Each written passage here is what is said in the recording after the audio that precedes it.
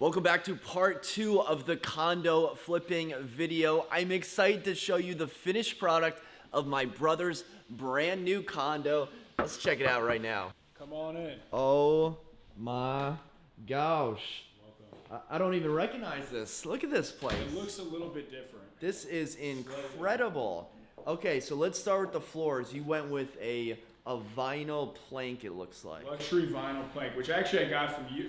You gave me the idea for it because this contractor actually did work for one of his listings a while ago. It turned out really well, so I said, you know what, let's go with that one and go from there. So I had a deal going on where a minor flood issue happened and we needed brand new floors. And I walked in here and I was like, these floors look familiar, and it's the same floors. These ones are very durable. It looks like real floors. It is the luxury vinyl plank, which is in these days. That's what buyers want. That's what stood out to me. It's wide plank, it's gray, and it meshes really well with that dark. Is that a black? This was a stain. It wasn't black, but it's a darker stain. It actually came out darker than I was expecting, but it actually looks a lot better than I was expecting as well. I wasn't so sure if we were going to keep it the light brown.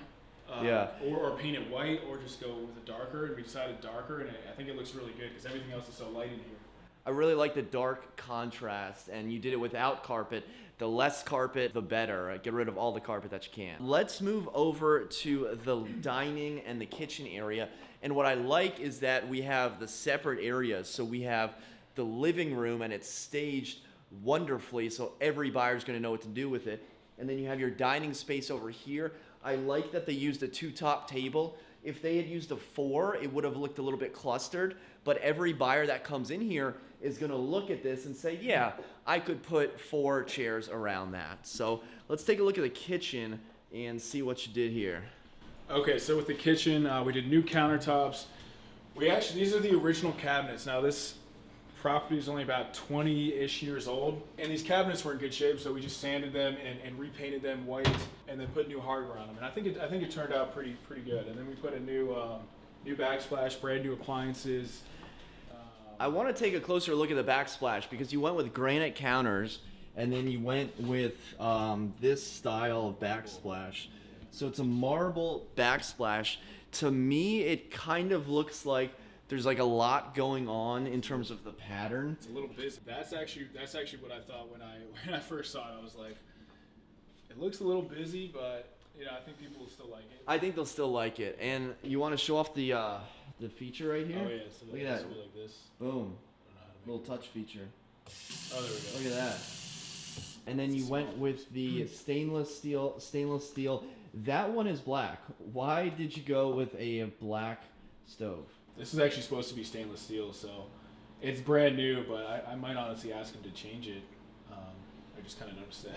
I think it would look a lot better if it matched the other appliances and were stainless steel. Yeah. Black is not in. Sometimes you are seeing like different colors like blue like pop in appliances, but if you're gonna go with 2 stainless steel, 3 stainless steel, and then just have like a dark black and then blue stove, that kind of stands out to me.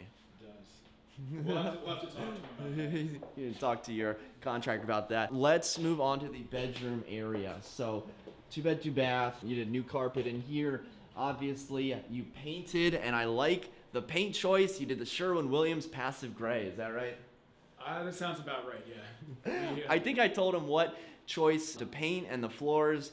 And what am I just like your design consultant? Yeah, so the best way to come up with renovation ideas if you're doing a project is to look at what other people have done and then just copy that basically, or model it. Choose bits and pieces of different other projects that you've seen and then put those into your own project. You don't need to reinvent the wheel and get too creative. Other people have come before you. Pick and choose what you like. Go from there. The windows are a little, they're a little bit dirty. You didn't go with any curtain rods. I think the next owner is going to put in curtain rods, but new homes don't have curtain rods either, so it's not a big deal. Where I would have put in a curtain rod, and maybe you can go to Home Depot and do this. I'm gonna actually tell him to do this. We have the closet here with looks like a laminate floor.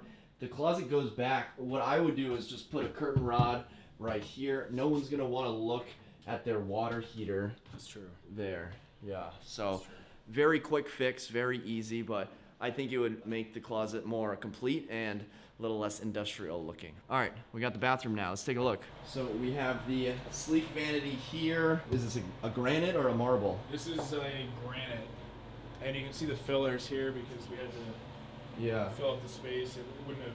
There would have been some gaps, which would have looked a little weird. That's good. I mean, a modern enough vanity. And then I like the subway tile in here. That's a nice look. This is a nice condo because you have the 2 bedrooms and 2 bathrooms on each separate level, so it's a really good separation of space. The living room. We haven't talked a lot about the living room. What I love most about the living room is the fireplace. I love this rock setup that you did around to frame the fireplace. One of the issues that I had with this condo is where to set up the couch space, because when it was empty, couldn't really tell. I thought you might have to do that. I thought you might have to come out here, but I think the couch over there, framing out, maybe you put the TV right there or TV in the corner somewhere. But either way, I think the stagers can hide a lot of the defects in any sort of property, and staging is worth its weight in gold. Every renovation project I've ever done, I mean, it always sells faster with staging and then also professional photography. Some people just do one or the other, and they skimp out on the professional photography. They try to take it themselves. It doesn't look good. Just pay a photographer $300, $400. Get the real deal. It'll sell a lot faster. For the fireplace, how much does that cost? I think this was about, I would have to honestly check. The whole budget for this project was $32,000, and that was for new floors, new appliances, new light fixtures, new bathrooms, cabinets, new outlets. Did you go above 32 painting. or did you? No, we stuck. It was $32,000. As of now, there was no big items. Now, if someone makes an offer on this place, they might ask for a credit, or they might ask for repairs here and there that we're missing right now. So there's always that potential. But as of right now, we're at $32,000. Nice. Well, this is perfect for a first-time home buyer. We're kind of near the metro in Northern Virginia, Springfield area, and you're going to get some first-time home buyers. I'm thinking it's going to get multiple offers because that is the market that we're in. We're heading up to the master bedroom. Pretty standard in here. I can tell by the broken seals that you didn't change the windows out. No, windows are. You're not really looking at much here, so hopefully it's not like a beautiful landscape. You're just looking at someone's siding, so hopefully that's not a big deal. Hopefully you get multiple contracts and then you get someone that's gonna waive. I'm just gonna tell you what buyers are gonna tell you. No, I want the feedback. But You're gonna get multiple offers, and one of them's gonna waive the home inspection. That is ideal. Look at this little fan. Oh my gosh. So this is the world's smallest fan right here. Why is it so small? That's what she said. We do need to put a bigger chain on it because I can barely reach it. I'm 6'2" and I can barely reach it. You need to be in the NBA to turn this thing on and off. I don't know. And these little stubs. Why? But this thing is powerful. This thing will crank. Small but powerful, dude. What are we doing here? It looks like a little flower. This thing will get cranking. Oh my god. All right, talk to your contractor. So the ceiling is slanted, so I'll give you that. So. Yeah, so he couldn't do like a mega normal size fan. He did have to do a smaller one. It is kind of almost like comically small. It's comical. Right. I think comical is the way to put it. Tell him to. And then this, we have to still. I think we're gonna paint this. The gold, it kind of makes it look old, so we're either gonna paint this white, maybe black. I don't know. What do you think? What color should we paint it? I'm thinking white. This is a flip, but then again, we're not doing. I say we. Jeff's taking the lead on this. Jeff's not doing quartz countertops, right? He's not doing obscenely expensive finishes because it doesn't make sense. The property's worth $315,000. It doesn't make sense to go overboard on stuff like that. Right. All right, so we have the master bathroom. So this is the master bath. Boom. New tile, new floor tile, new tile. This tub was actually this is the original tub, but they sanded it and repainted it, so it looks like it's brand new. Yeah. And then You didn't go with standing shower? No, no, we just kept this. Yeah, because other condos had there was same setup. There was one or two that had a lot of. If everyone had been doing standing showers, we probably would have done that. But I didn't really see, like, there's been like 10 previous sales, and I think only one had a standing shower. So we're just like, you know what, let's just keep it. I mean, it looks good the way it is. Those tiles are huge compared to the subway tiles downstairs. Yeah, they're massive tiles. And then we got the closet back here. Welcome to the closet. Okay. And then it keeps going back here. And what do we got back here? It's like unfinished. Yeah, we got to talk to the contractor. And then you got that space up there. I don't know what's this up you can there. actually use as storage. It's sturdy enough, so we can use that. A potential buyer could use that as storage. You look a little skeptical about. I know. Well, you got to install like a ladder or something. Yeah, they'd have to. Well, maybe since they're an NBA player, because they turn off the thing over there because they're 6'5", they could walk up that. You gotta be tall to live here. Yeah, seriously. This is nice. So when is this going on the market? This will be going on the market in the next few days. I mean, it's ready to go. It's pretty much ready. You know, there's some little things here and there. And Yeah. It makes fun of the fan, but there's definitely some small things. But we're gonna get this listed. I mean, we're ready to go. We got the stager. Photographer came today, so the neighbors are knocking on the door, asking about it. The neighbors were literally knocking on the door during the video. They're ready for it. In terms of costs and surprises, was there anything that surprised you about this flip when you were going through doing the renovations? No, there wasn't too many big surprises. I mean, we were just doing cosmetic remodeling on a pretty, I mean, this is like a 980 square foot condo. So it's not tiny, but it's not a massive house. And it's a relatively newer house too, or newer condo. So not really. You know, some of these, in this neighborhood, some of the townhomes, you have to actually completely replace the piping. This had the correct type of piping, so we didn't have to replace that. So that was good. The HVAC was also actually pretty new, so we didn't have to replace that. That's expensive. Yeah. So no surprises yet. Yeah. We'll have to see in that attic. Maybe there's a surprise up there. I don't know. Yeah, maybe there's like a dead animal. We'd probably smell one if there was one. Cool, man. So I think we got a lay of the land. Let's go downstairs and we'll finish the video down there. I love how you walk down and it feels like you're in a much larger space because of the tall ceilings here. 20-foot ceilings. Cool. So hitting the market at $315. What is your prediction of what it's going to sell for? So based on the numbers, I think we're going to actually get above 315, hopefully, even in this whole pandemic and everything going on. However, I don't think it's going to appraise for that, even though it's worth that and there's plenty of buyers willing to pay that. From what I've talked with other agents, there have been like 3 that have been under contract for like 320 that weren't as nice as this, but they just didn't appraise at that price. So the appraisals have been a little bit low, so that's the big thing I'm worried about. But I think it'll sell for 315 overall. I think you're going to get multiple offers. I think it's going to sell for 300 and MJ. 323. That would be nice. That's what I'm thinking. I'd be happy. And I'm thinking it's not going to appraise, and I'm thinking the buyer is going to pay the difference because you're going to get multiple offers. Someone is going to waive that appraisal contingency. I hope so. I'm calling it right now. I hope so. I'll be happy. All right, well, let me finish it by jumping to my computer, fast forwarding 1 month, and we'll see how right I am. All right, I know I said I'd be at my computer, but I actually decided to bring back Jeff to wrap up the final details of the condo flip. Where we left off in the condo, we were predicting the sales price of this unit. Jeff's prediction was 320. My prediction was 323. Jeff, what did the condo end up selling for? So it ended up selling for 320 with a 2K credit. So basically a net proceed of 318. Net proceed of 318. So I think Jeff wins the estimated. And sale I was there. going to say though, we actually had the person that purchased it. They originally were going to purchase it without their real estate agent, which would have dramatically increased the profit, by basically $10,000. And then she kept lowering her offer, and then eventually she got the agent involved. And so it went from like an amazing offer to still a really, really good offer. But there was a point there where I was thinking there wasn't going to be any agent commissions involved. And did you have a contract fall through? I did. So one contract fell through because of the, I don't want to say it because you might get demonetized, but the whole...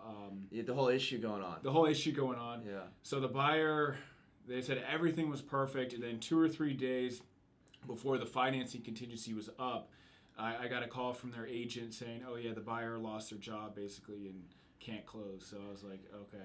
That's a curveball right there. You go under contract for your flip, and then they get through the financing almost, and then you get hit with that notice to void.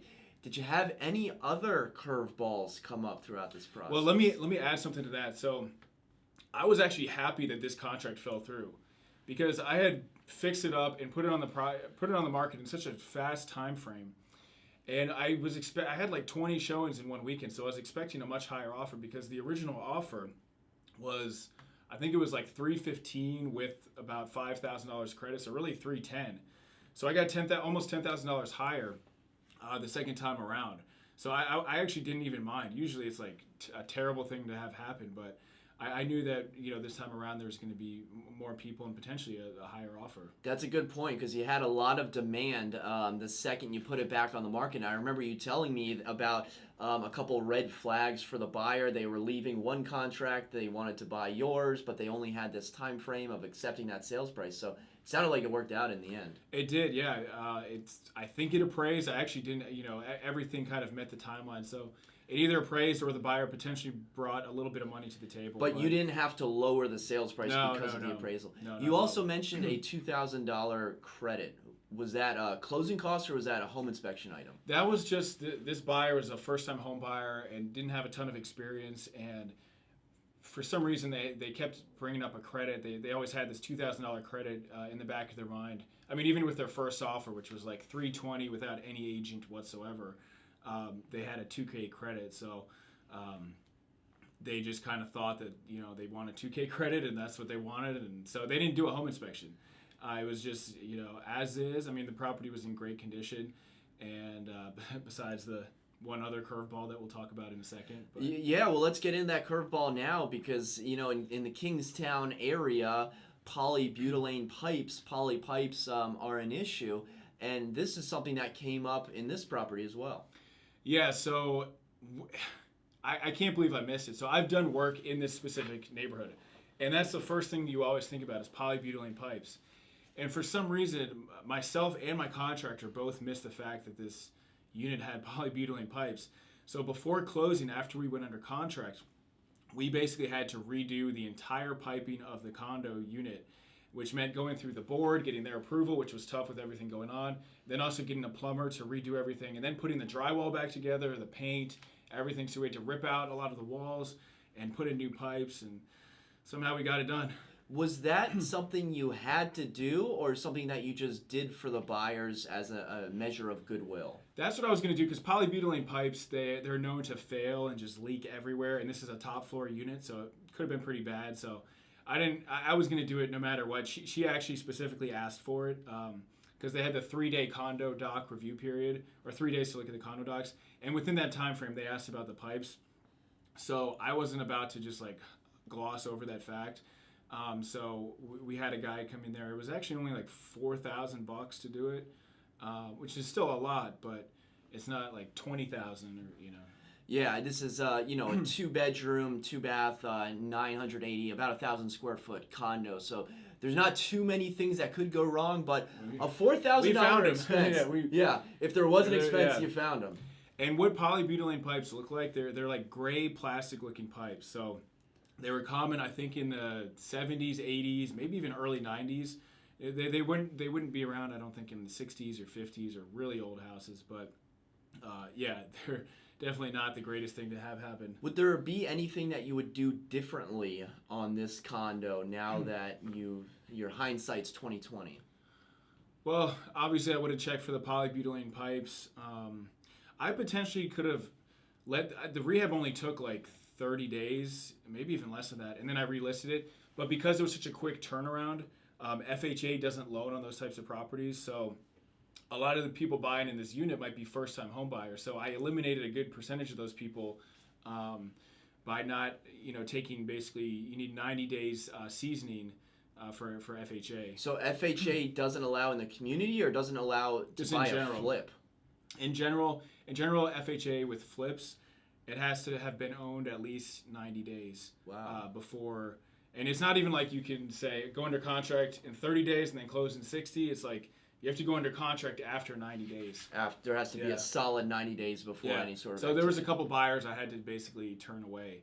And then when we relisted it, I just said like no FHA, because there's always lenders that might make it work. But. Okay.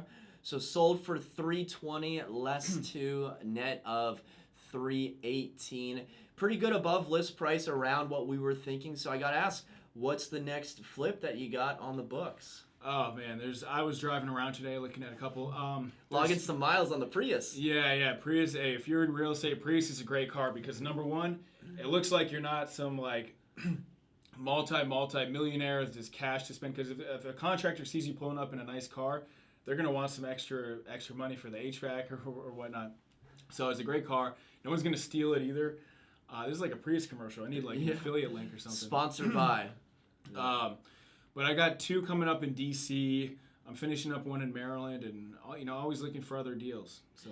Well, guys, there you have it. Part 2 of the condo flip video. This is actually part 2 of part 2. Little inception going on there.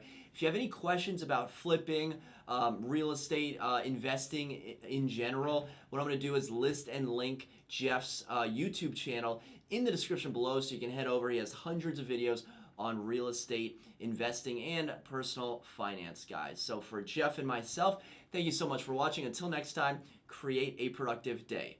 Take care. See ya.